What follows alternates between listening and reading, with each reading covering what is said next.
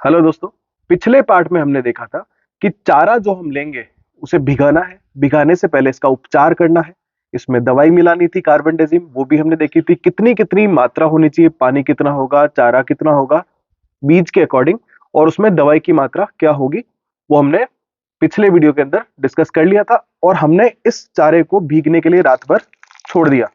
ये देखिए, तो ये रात भर भीगा है, लगभग 15 घंटे इसको हो चुके हैं।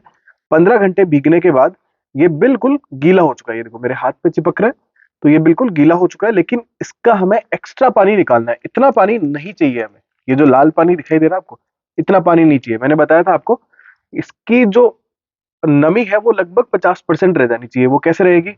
अब आपको जो ये चारा रात भर भीगा है, इसको पकड़ना है ऐसे हाथों से। हाथ गंदे होंगे थोड़े से, तो आपको इसको दबाना है अच्छे से। ये जो एक्सेस वाटर है, अच्छे से दबा दीजिए। ये जो बूंद पानी जो आ रहा है, ये जब निकल जाए इस तरीके से, एक साफ जगह पे इसको ऐसे डालते जाइए। पूरा का पूरा चारा आपको ऐसे ही करना है। ये पानी निकल जाना चाहिए, क्योंकि अगर इतना पानी रहेगा तो आपका मशरूम फिर उगने नहीं वाला है। इतना पानी उसके लिए अच्छा है नहीं। उसको नमी चाहिए, लेकिन इतनी भी नहीं चाहिए। ठीक है? तो एक्स्ट्रा पानी हमें निकाल देना। उसको नमी चाहिए। नमी का मतलब ये जो हाथ पे आप देख रहे हो कि ये हाथ पे चिपक रहा है, बस यही नमी होती है। ये बाकी का एक्स्ट्रा पानी हमें निकालना है। तो इसी प्रोसेस से आप पूरा का पूरा ये हमारा जो भी आपका, आप जितना भी मात्रा में ले रहे हैं, वो सारे चारे को इस तरीके से आप उसकी नमी एक्स्ट्रा जो बची हुई है वो निकाल लीजिए। और इसमें इस तरीके से हम लोग यहाँ पे इकट्ठा कर लेंगे। इसको थोड़ी देर पड़े रहने देना, ताकि एक्स्ट्रा पानी जो है वो भी निकल जाए। थोड़ा बहुत बचेगा, क्योंकि हाथ से आप पूरा तो निकाल नहीं सकते। या आप चाहो तो इसको एज इट इज भी यूज ले सकते हो। ये अब काम लेने लायक है। आप चाहो तो इसे 1-2 घंटे और रख सकते हो, लेकिन ध्यान रखना छाया में रखना, धूप में नहीं, वरना बहुत ज्यादा सूखा हो जाएगा। तो 1 घंटा चाहो तो छाया में रख सकते हो। अब आपको लगता है यार कौन रखेगा, क्या करेगा, तो आप डायरेक्टली भी इसको यूज ले सकते हो। अब देखिए, इसमें पानी है नहीं ज्यादा, बहुत कम पानी है। तो वो वैसे ही तली से अब हम जब छेद करेंगे थैली के अंदर, तो वो निकल जाएगा। तो हमें इस तरीके से पूरा का पूरा इसको बाहर निकाल लेना है। और फिर हम अब देखेंगे कि इसे थैलियों में कैसे भरना है। तो दोस्तों, हमने पूरा चारा जो है वो एक ऐसे साफ जगह पे रख लिया। ये जो कट्टा जिसमें अपन ने यूज लिया था, सूखा चारा जिसमें लेके आए थे, उसी को साफ करके उसी के ऊपर हमने ये रख लिया। जमीन पे इसलिए नहीं रखा कि फिर से इसमें कहीं कीड़े वगैरह, वो जो जो फफूंदनाशक हमने डाली थी, उसका असर ना मिटा दे। वो अगर फिर से आ गए तो उसका कोई मतलब नहीं रहेगा उपचार करने का। तो अब ये हमने इकट्ठा कर लिया। अब आप देखोगे कि मैं अगर इसको दबाऊंगा, कोई पानी नहीं है। ठीक है? मैंने इसको रखा नहीं है। मैंने इसका पहले ही पूरा पानी निकाल लिया था, और डायरेक्ट अभी टब से इधर ट्रांसफर करके अब मैं इसको यूज लूंगा। तो हाथ के ऊपर थोड़ी थोड़ी नमी आपको महसूस होगी। अब कैसे, अगर मैं और अच्छे से आपको बताना चाहूं, तो सर्दियों के दिनों में घास पे जो हल्की हल्की ओस आ जाती है, तो आप घास पे हाथ फेरते हो, तो पानी तो नहीं, लेकिन आपको नमी फील होती है। ठीक वैसा ही आपको इसके साथ होने वाला है। आपको उसकी नमी जो है वो महसूस होगी। ठीक है? आपको आपका हाथ जो है वो थोड़ा गीला हो जाने वाला है। अब आगे हमें क्या करना है? अब जरूरत पड़ेगी हमें अपने बीज की। अब आप एक इसको भी जमीन पे नहीं रख सकते हम लोग, तो ऐसी पॉलिथीन्स आपको चाहिए होगी, जिनमें हम लोग इस बीज को भरेंगे। अब ये पॉलिथीन्स मैंने कहाँ से मंगवाई? मैंने कहीं से नहीं मंगवाई। घर पे जो कपड़े पैकिंग होके आते हैं, वही वाली पॉलिथीन्स में काम में ले रहा हूँ। और मुझे क्या चाहिए होगा? रबर, ताकि इसके मुंह को मैं बांध सकूं। इसके लिए मुझे रबर बैंड चाहिए, और बाद में मुझे एक रस्सी चाहिए होगी इसे ऐसे लटकाने के लिए। अब वो कैसे करना है? सबसे पहले हमें इस बीज को अब खोल लेना है। मैं आपको दिखाता हूँ ये बीज होता कैसा है, जिसको स्पॉन बोलते हैं एक्चुअली, है ना? इसको आप खोलेंगे, अंदर ये फफूंद है एक तरह से। मैं आपको दिखा देता हूं। ये ऐसी रुई भी इसमें निकलेगी ऊपर की तरफ। तो थोड़ी बहुत नमी या एक्स्ट्रा हवा ना आने दे, उसके लिए होती होगी ये। अब ये हमने पूरा स्पॉन इसका निकाल लिया है। ये लीजिए, ये स्पॉन जो है कुछ ऐसा होगा जी। ये देखो, आपको दिखाई दे रहा है वाइट वाइट, ये फफूंद है। अगर इसको, अब इसको क्या करना है? हमें तोड़ लेना है। ये जो बीज है, आप सोच रहे होंगे ये बीज है, ये बीज नहीं है, ये गेहूं है। गेहूं के दाने हैं ये सारे के सारे गेहूं के दाने हैं, जो हमारी फफूंद का खाना है। ठीक है? तो आप अगर ऑर्डर करते हो इसको, तो आपको क्या करना है, ऑर्डर करने के आपके पास जैसे ही ऑर्डर आ जाए आप जल्दी से इसको यूज कर ले, कहीं ऐसा ना हो कि फफूंद के लिए खाना कम पड़ जाए और वो कमजोर हो जाए या खराब हो जाए। तो हमें इसको तैयार कर लेना, इन बीजों को ऐसे तोड़ लेना है। अब इन बीजों के ऊपर जो फफूंद चिपटी हुई है उसी से हमारा मशरूम बनेगा। अब आपके माइंड में आ सकता है कि मैंने कौन से मशरूम ऑर्डर किए थे। तो दो तीन टाइप के मशरूम आते हैं। जैसे एक बटन मशरूम बहुत फेमस होता है, बटन के जैसा दिखता है, ऊपर से ऐसे गोल टाइप का और बटन जैसा होता है छोटा। मैंने वो ऑर्डर नहीं किया क्योंकि वो पॉलिथीन में अच्छे से होता नहीं है। हमने ऑर्डर किया है ओएस्टर मशरूम, जिसको स्थानीय भाषा में हम लोग कहते हैं ढिंगरी मशरूम। तो आप अगर गूगल पे ओएस्टर मशरूम लिखेंगे तो आपको अच्छे से पता चल जाएगा कौन सा मशरूम होता है। और मैंने ओएस्टर मशरूम ही ऑर्डर किया है क्योंकि इस टेम्परेचर में ओएस्टर मशरूम अच्छे से उगता है। अभी चल रहा है अक्टूबर, अक्टूबर का लास्ट टाइम है, टेम्परेचर अच्छे से डाउन हो जाता है, 20-25 डिग्री के आसपास रहता है और ये हमारे मशरूम के लिए सबसे अच्छा टाइम है। तो ये देखिए मैंने इसको ऐसे तोड़ लिया, छोटे छोटे दाने अलग हो गए गेहूं के सारे, उनके ऊपर हमारी फफूंद जो है वो चिपकी हुई है और इसी फफूंद से बनेगा हमारा मशरूम। अब क्या करना है, हमें एक ऐसी पॉलिथीन लेनी है, पॉलिथीन यूज्ड नहीं होनी चाहिए। और एक बात मैं आपको कल बताना भूल गया था, ये जो चारा हम लेते हैं ये सड़ा गला नहीं होना चाहिए। ताजा और साफ सुथरा चारा जो है वही आपको लेना है। सड़ा गला होगा तो फिर इसमें जीवाणु रोधी जो है आपकी ढंग से काम करेगी नहीं और आपका मशरूम जो है उग नहीं पाएगा। अब आपको क्या करना है, ये थैली लेनी है, कोई भी एक पॉलिथीन ले लीजिए, जरूरी नहीं है ऐसी पारदर्शी हो। पारदर्शी इसलिए लेते हैं कि हमें पता चल जाता है कि फफूंद जो है वो कितना फैल रही है, हमारे मशरूम की कंडीशन क्या है। आप चाहो तो लाल, पीली, नीली, काली कैसी भी ले सकते हो।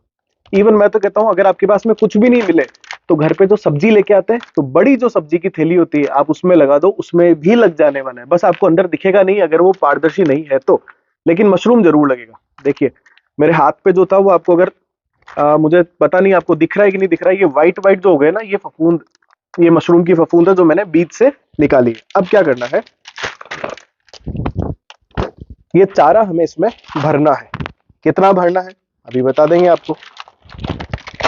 थोड़ा चारा मुझे ऐसे भर लेना है, ये लगभग मेरे ख्याल से 2-3 इंच के आसपास होगा।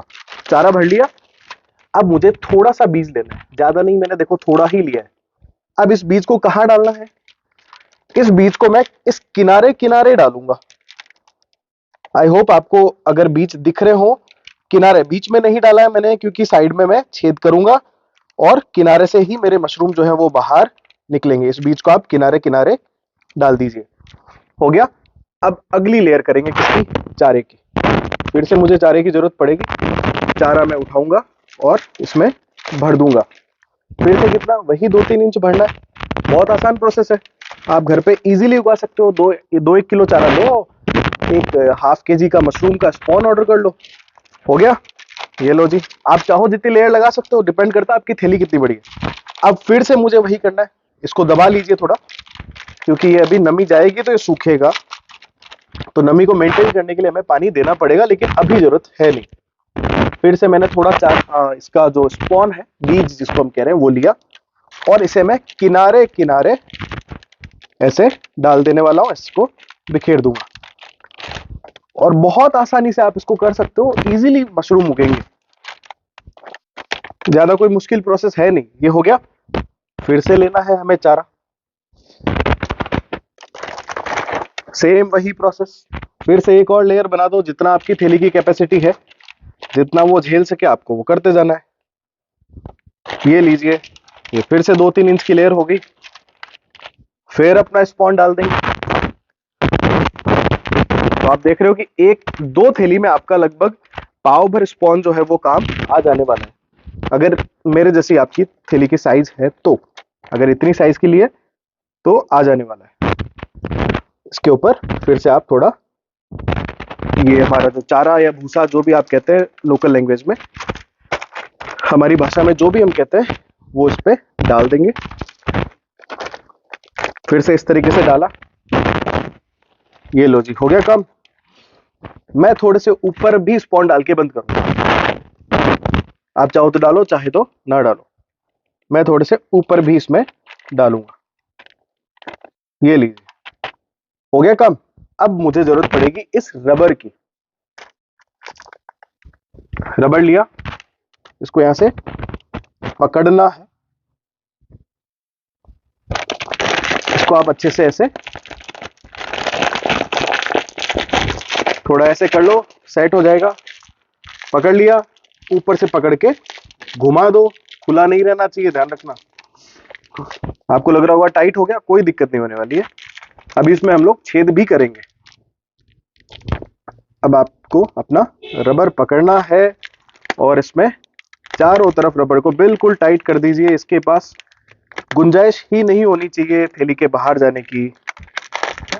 अच्छे से पैकिंग कर दो, जैसे कचौरी वाला पैकिंग करता है, ठीक वैसे ही हमें पैकिंग कर देनी है कि दही बाहर ना निकले और हमारा चारा जो है वो लूज नहीं होना चाहिए। ये लो जी, अच्छे से पैक हो गया।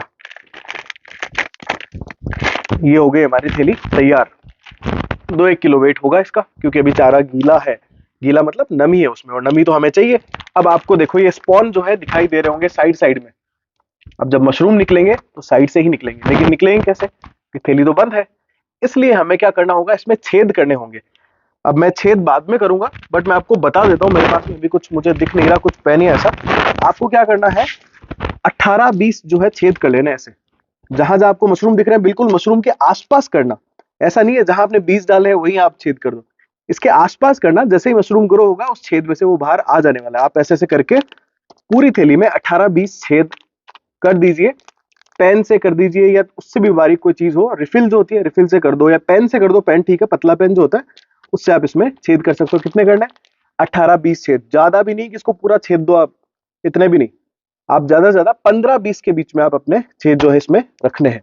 तो एक थैली हमारी तैयार हो गई। ऐसे आपको अलग अलग थैलियां तैयार करनी है। स्पॉन मैंने बता दिया कैसे। ये सबसे अच्छा तरीका है मशरूम उगाने का। एक और तरीका हो सकता है, वो क्या हो सकता है कि इस चारे में जो है, मैंने देख लिया था कितना चारा है, मैं डायरेक्टली ही सारे बीज इसमें मिला दूं, इसको मिक्स कर लूं और मिक्स करके पूरी थैली में भर दूं और थैली को बंद कर दूं। एक ये भी तरीका है, लेकिन उसमें क्या होगा कि जो बीच वाले मशरूम है उनको जगह नहीं मिलेगी बाहर आने को।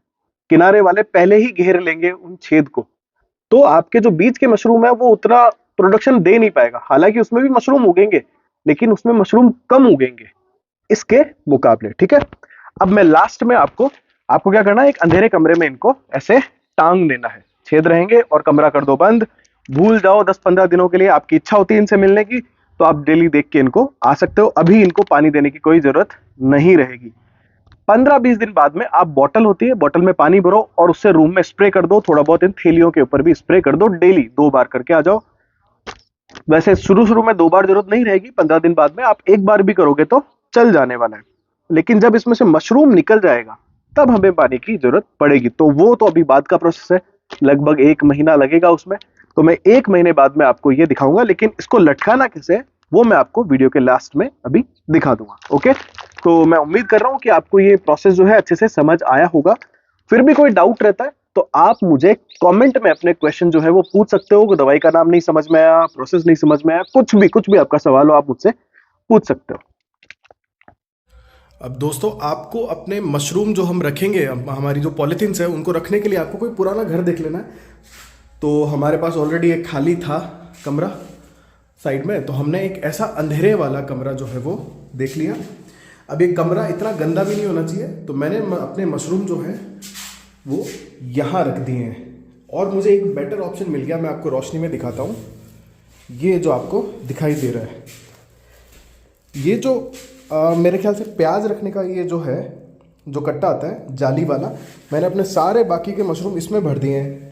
ठीक है, और इसको अभी के लिए मैं इनको यहाँ रख दूंगा। आप चाहे तो लटका भी सकते हैं, बट अपने पास रखने के लिए भी जगह है चारों तरफ, तो हम इसको रख भी सकते हैं। मैंने इनको रख दिया है। अब इस वाले में एक दिक्कत होगी, इसमें नमी बनाए रखने के लिए मुझे पानी देना पड़ेगा, क्योंकि आप ढंग से देखो, ये देखो इसमें चारों तरफ जालियां ही जालियां हैं। हमारे मशरूम इजीली बाहर आएंगे। इस वाले में जहां मैंने छेद किए हैं वहीं से आएंगे, इधर भी वहीं से आएंगे। इसमें नमी भी ज़्यादा दिन बनी रहेगी, इसमें कम दिन बनी रहेगी। तो इसमें मैं 2-3 दिन बाद में पानी जो है वो स्प्रे करना शुरू कर दूंगा। आप चाहो तो इनको लटका भी सकते हो। इसका वेट ज़्यादा हो गया था इसलिए मैंने इसको रखना प्रीफर किया। रखने पे भी इसमें से मशरूम निकल आएंगे। ठीक है, तो आई होप आपको ये सब समझ आया होगा। थैंक यू सो मच, धन्यवाद। जय हिंद, जय भारत।